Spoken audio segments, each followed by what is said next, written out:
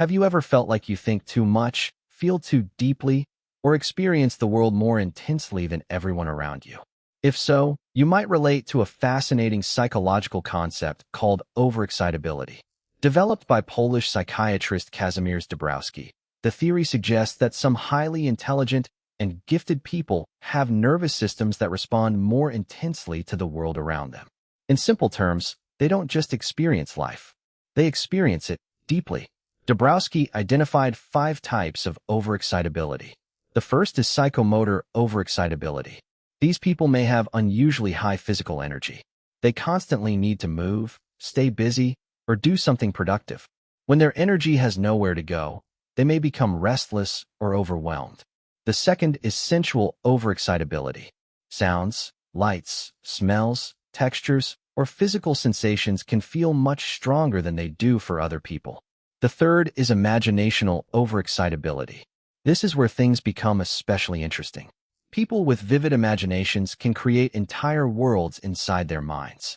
They can visualize possibilities, stories, and outcomes in incredible detail. But there is a downside. That same imagination can make anxiety stronger. Their minds don't just imagine what could go right. They imagine everything that could possibly go wrong. The fourth type is intellectual overexcitability. These people have an intense hunger to understand things. They don't simply accept an answer. They ask why. Then they ask, but why does that happen? And eventually, they may start questioning beliefs, traditions, social rules, and even their own identity. The fifth type is emotional overexcitability. This can make someone experience empathy, love, sadness, guilt, and emotional connection with extraordinary depth. And while this sensitivity can be a strength, it can also become exhausting. One of the most painful experiences can be existential isolation. You can be surrounded by people and still feel completely alone. Not because nobody likes you, but because you feel like nobody truly understands the way your mind works. Some highly intelligent people may even hide parts of themselves to fit into social situations. They simplify their thoughts. They hide their emotions. They pretend not to care as much as they actually do. And constantly doing this can become emotionally exhausting.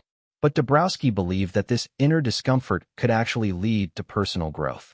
He called this process positive disintegration. The basic idea is that sometimes your old beliefs, habits, and identity have to fall apart before you can build something more authentic. So the confusion you're experiencing may not always mean something is wrong. Sometimes it means you're growing. If you recognize yourself in these patterns, don't try to become less sensitive or less intense. Instead, learn how to manage your intensity. Choose a few deep relationships instead of chasing constant social approval. Give yourself permission to enjoy solitude. Use your imagination to create instead of constantly worrying. And don't be afraid of difficult questions about life, because the qualities that make you feel different may also be the qualities that allow you to see the world in a completely different way. Your intensity isn't necessarily a weakness. Sometimes, it's a part of your strength. And the goal isn't to become less of yourself. The goal is to understand yourself better.